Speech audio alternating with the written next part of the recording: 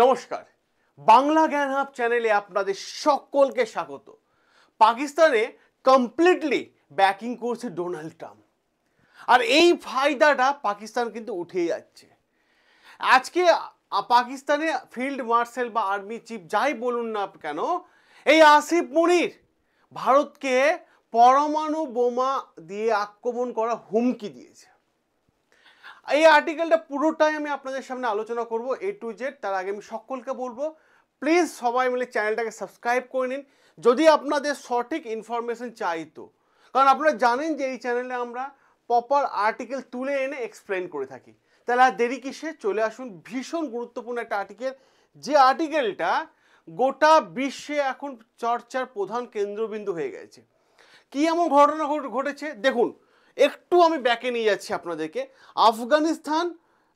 পাকিস্তান কি করেছে, আফগানিস্তানের ওপর বোমা হামলা করেছে, ফাইটার জেট দিয়ে হামলা করেছে, কাবুল এয়ারপোর্টে বোমা ফেলেছে, যার ফলে গোটা বিশ্বে তীব্র নিন্দার ঝড় উঠেছে।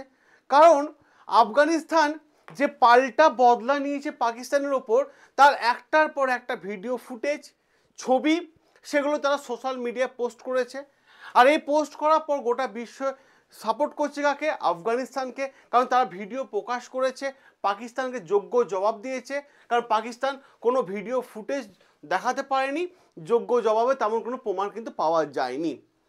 এর ফলে কি হয়েছে, যখন তারা পাকিস্তান একের পর এক বোমা যখন ফেলেছে আফগানিস্তানের মধ্যে, আফগানিস্তানের ক্রিকেটারকে মারা গেছেন এবং আফগানিস্তান বহু সাধারণ মানুষও মারা গেছে, এতে আরও তীব্র নিন্দা জড়িত হয়ে গেছে। আর এইখানেই পাকিস্তান কিন্তু একদম চুপ করে থাকেনি, আরও একটা খেলা দিয়েছে। কি দিয়েছে? যা অভ্যাস ওর, বারবার ভারতের দিকে আঙুল তোলা। এবার বলছে আফগানিস্তানে এত বারবারন্তের পেছনে কে আছে? ভারত আছে। এবং নিজের দেশে ভাই মানুষরা 70 বছর হিসাব চাইছে, তার জবাব দিতে পারছো না। এবার আসিফ মুনির, যে ফিল্ড মার্শাল যাকে বলা হয়ে থাকে বা পাকিস্তানের আর্মি চিফই বা যাকে বলা হয়ে থাকে, সেই আসিফ মুনির এবার সরাসরি ভারতকে দুটো বড় বড় হুমকি দিল। কিসের হুমকি? ভারতকে পরমাণু বোমা ফেলার হুমকি দিচ্ছে কে? আসিফ মুনির। এবং সাথে সাথে উইল শাটার, ঠিক আছে, ইন্ডিয়ার জিওগ্রাফিক্যাল ইমিউনিটি, ভারতের জিওগ্রাফিক্যাল ইমিউনিটি তারা সম্পূর্ণ বন্ধ করে দেবে, এমনই হুঙ্কার দিয়েছে। মানে হিমাচল প্রদেশে ওই দিকটা। তো এমনই একটা বড় একটা হুমকি কিন্তু, শাটডাউন করে দেওয়া হুমকি কিন্তু আসিফ মুনির দিয়েছে। আচ্ছা, প্রশ্ন হচ্ছে এখানে বেশ কয়েকটা জায়গা প্রশ্ন হচ্ছে, এই যে হুমকিটা দিচ্ছে কখন? যখন আসিফ মুনির প্রেস কনফারেন্স করছে এবং ডোনাল্ড ট্রাম্পের তারিফ করছে। ডোনাল্ড ট্রাম্পের তারিফের সময় করে বলছে, ব্যাপারটা কি হয়েছে যে আপনারা জানেন যে ইসরায়েল এবং গাজার মধ্যে যে লড়াই চলছিল হামাসকে নিয়ে, সেই লড়াই থামিয়েছে কে? Donald Trump. এবং পাকিস্তানে এই আসিফ মুনির, ফিল্ড মার্শাল আসিফ মুনির, এই তারিফ করতে গিয়ে তিনি একটা কথা বলেছেন। কি কথা বলেছেন? প্রথমে ডোনাল্ড ট্রাম্পের তারিফ করে দিয়েছে যে ডোনাল্ড ট্রাম্প একমাত্র মানুষ যে গোটা বিশ্বের শান্তি চায়, এবং সাথে সাথে ডোনাল্ড ট্রাম্পের জন্য মিলিয়ন অফ মানুষের প্রাণ বেঁচে গেল। আর ডোনাল্ড ট্রাম্প কোথায় এই শান্তির বার্তা দিয়েছিলেন? যখন ইসরায়েল এবং গাজার মধ্যে যুদ্ধ থেমে গেল এবং শান্তির বার্তা ইজিপ্ট থেকে তিনি ঘোষণা করেছিলেন। তাই তিনি ইজিপ্টের প্রসঙ্গটা তুলে এনে তিনি বলেন যে ভারতকেও আমরা নিউক্লিয়ার জবাব দেব। কে বলছে? এই আসিফ মুনির বলছে নিউক্লিয়ার জবাব দেব, এমন ঘটনা তিনি কিন্তু পরিষ্কারভাবে বলে দিল। অ্যাকচুয়ালি পাকিস্তান বুঝে গেছে কি ডোনাল্ড ট্রাম্পকে কীভাবে কন্ট্রোল করতে হয়, কীভাবে ডোনাল্ড ট্রাম্পের কাছ থেকে কাজ হাসিল করতে হয়, সেটা পাকিস্তান বুঝে গেছে। প্রথমে ভাই ডোনাল্ড ট্রাম্পের তারিফ করো, ওর সামনে তারিফ করো, এবং তারিফ করার পর যে জিনিসটা ডোনাল্ড ট্রাম্পের দরকার সেটা হচ্ছে তেল, 2 হচ্ছে রেয়ার আর্থ এলিমেন্ট, এবং 3 হচ্ছে যে তারিফটা করলে সেটা প্রচার করা। আর এই তিনটেই কিন্তু আসিফ মুনির বা পাকিস্তান বারবার করছে। কারণ বারবার আপনি দেখবেন আর খুব ভালো হবে, পাকিস্তানে লোকজন কিন্তু ডোনাল্ড ট্রাম্পের কাছে ছুটে যাচ্ছে। যতবার আসিফ মুনির ডোনাল্ড ট্রাম্পের কাছে ছুটে যাচ্ছে, হ্যাঁ, বাক্স খুলে রেয়ার আর্থ এলিমেন্টের পাথরগুলো দেখাচ্ছে, নইলে তেলের অমুক জায়গায় তেলের খনি আছে সেই খবর দিয়ে আসছে।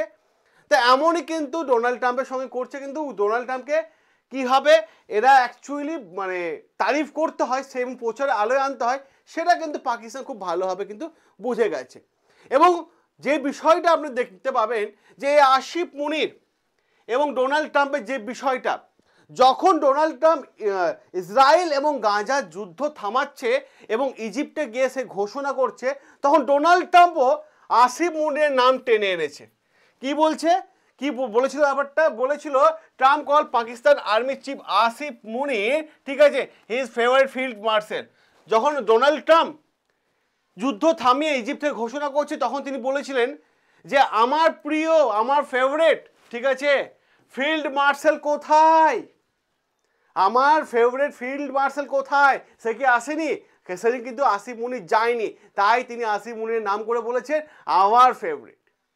ভাবুন, দুই জানুস এক জায়গায়। আর ডোনাল্ড ট্রাম্প অবশ্যই ব্যাকএন্ডে সাপোর্ট দিচ্ছে পাকিস্তানকে, যার ফলে পাকিস্তান একটার পর একটা হুমকি দিচ্ছে, ধমকি দিচ্ছে। এবার তো সরাসরি পাকিস্তানের ফিল্ড মার্শাল হুমকি দিল যে ভারতকে নিউক্লিয়ার ড্যামেজ করা।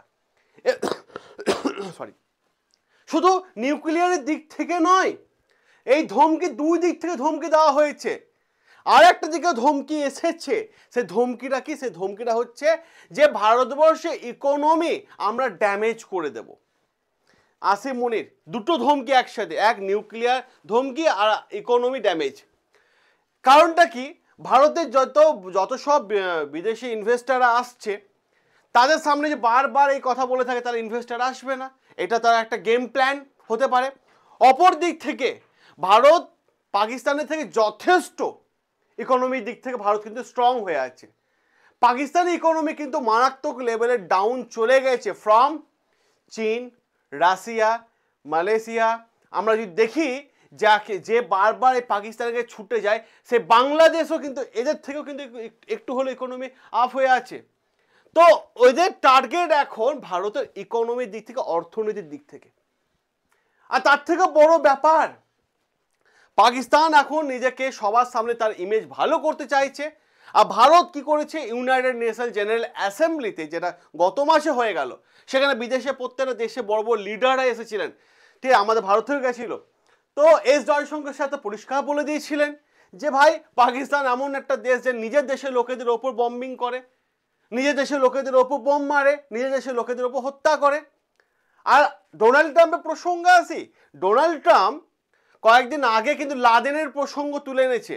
এখন আসিফ মুনির এত বিরিয়ানি খাইয়েছে যে জিও পলিটিক্স ডোনাল্ড ট্রাম্প ভুলে গেছে। আচ্ছা, লাদেন ছিল, লাদেন কোথায় মারা গেছে মনে করুন। এবার প্রশ্ন হচ্ছে, ডোনাল্ড ট্রাম্প বলছে ঠিক আছে, ইটস ওকে, নো ইস্যু, এরকম ব্যাপার, কারণ পাকিস্তান আমার ফেভারিট ফিল্ড মার্শাল এখন কোথায়। ভাবুন এবার এবং মাঝখানে এই পাকিস্তান, আফগানিস্তান এবং আমেরিকা, এদের মাঝখানে যত ঝামেলা বিনা কারণে টেনশন এসে পড়লো, বিনা কারণে টেনশন এসে পড়ছে সৌদি আরব কিন্তু বিনা কারণে টেনশন এসে পড়ছে। কেন? সৌদির সাথে রাশিয়ার সম্পর্ক ভালো, সৌদির সাথে আফগানিস্তানের সম্পর্ক ভালো, সৌদির সাথে আপনার ভারতের সম্পর্ক ভালো। তা আফগানিস্তান এবং পাকিস্তান লড়াই চলছে। এবার দুদিন আগে এরা দুজন কি করেছে, সৌদি এবং পাকিস্তান ডিফেন্স প্যাক্ট সাইন করেছে। কারণ সৌদি ডিফেন্স মানে অতটা স্ট্রং নেই, তাই বডিগার্ড হিসাবে সৌদিকে পাকিস্তানকে রেখেছে।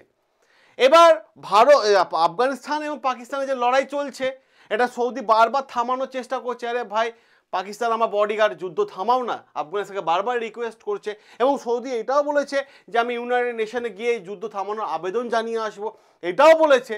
সাথে সাথে যেহেতু সৌদি অতটা ডিফেন্সে অ্যাক্টিভ নয়, তার সাথে সাথে সৌদি দীর্ঘ 15 বছর ধরে একটা চেষ্টা চালিয়ে যাচ্ছে। কি চেষ্টা? যে আমেরিকার সাথে যদি আমি কোনো ডিফেন্স প্যাক্ট সাইন করতে পারি তাহলে আমার বেনিফিট। কারণটা কি? যখন জো বাইডেন সরকার ছিল তখনও আমেরিকার সাথে ডিফেন্স প্যাক্ট সাইন করার জন্য সৌদি জানিয়েছিল, আমেরিকা ক্যান্সেল করে দিয়েছে। যখন জর্জ বুশের সরকার ছিল তখনও আমেরিকা ক্যান্সেল করে দিয়েছে, যখন ওবামার সরকার ছিল তখনও ক্যান্সেল করে দিয়েছে। এবার ডোনাল্ড ট্রাম্পকে সৌদি একটা ভালো অফার দিয়েছে, ডিফেন্স কভার করো আমাকে, আমি দেশে আমেরিকার মধ্যে বিলিয়ন অফ ডলার ইনভেস্ট করছি, কারণ ডোনাল্ড ট্রাম্প চাইছে বাইরে কোম্পানি আমার দেশের মধ্যে ইনভেস্ট করুক। তো বিলিয়ন অফ ডলার আমি ইনভেস্ট করব, সৌদি কি পরিষ্কার জানিয়েছে কাকে? আমেরিকাকে। এবং তার প্রত্যুত্তরে তুমি আমার সাথে ডিফেন্স প্যাক্ট সাইন করো, আমাকে ডিফেন্স দিয়ে প্রোটেক্ট করো, ডিফেন্স দিয়ে কভার করো, যাতে আমাকে কেউ আক্রমণ করতে না পারে, আর যদি কেউ আক্রমণ করে তা তুমি সেনা পাঠিয়ে দিও। যার জন্য সৌদি কিন্তু আমেরিকাতে বিলিয়ন অফ ডলার ইনভেস্ট করার জন্য রেডি হয়ে গেছে। আমরা আপনাদের সন্তানের সবাই ভবিষ্যৎ উজ্জ্বল দেখতে চাই, বা আপনি যদি এই মুহূর্তে বেকার হয়ে থাকেন, ভালো ইনকাম করতে পারছেন না, মাথার উপর অনেক চাপ আছে, ভাই আমি একটাই কথা বলবো, কারো কাছে কাজ করার আগে নিজে হাতে শেখা কাজের দাম অনেক বেশি। নিজে বাড়িতে বসে আপনার কাছে 2 ঘন্টা সময় হবে তো? 24 ঘন্টার মধ্যে 2 ঘন্টা সময় দিতে পারবেন তো? যদি সময় দিতে পারেন, বা আপনার সন্তান যদি উজ্জ্বল ভবিষ্যৎ দেখতে চান সন্তানের, ঠিক আছে, বেকারত্ব জ্বালা থেকে যদি আপনার সন্তান একটু অর্থনৈতিক দিক থেকে স্ট্রং হতে চায়, আপনি অবশ্যই দেখতে চান, কারণ আপনি আপনার সন্তানকে অ্যান্ড্রয়েড মোবাইল কিনে দিয়েছেন, তার দামও নিশ্চয়ই 15-20 হাজার টাকা। তো তাকে এআই শেখান, মোবাইলটা যাতে ব্যর্থ না হয়। হাতে অ্যান্ড্রয়েড মোবাইল আছে, তাকে এআই শেখান। এআই কোর্স যদি সে শিখতে পারে, তাহলে মাসে আরামসে যদি এআই এক্সপার্ট হতে পারে, 1 থেকে 2 লক্ষ টাকা ইনকাম করা কোনো ব্যাপার না। দিনে 2 ঘন্টার সময়, আর কিচ্ছু না। এর জন্য শিক্ষাগত যোগ্যতা কি লাগবে স্যার? আমি তো 8 পাস, আমি তো 6 পাস, দরকার নেই। হাতের শিক্ষা, একদম নিজের স্কিলের শিক্ষা, এআই টুলসে কাজ শেখান।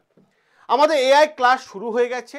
এবার এই ক্লাস হচ্ছে সম্পূর্ণ 2 মাসের ক্লাস, মানে 60 আওয়ার্সের ক্লাস।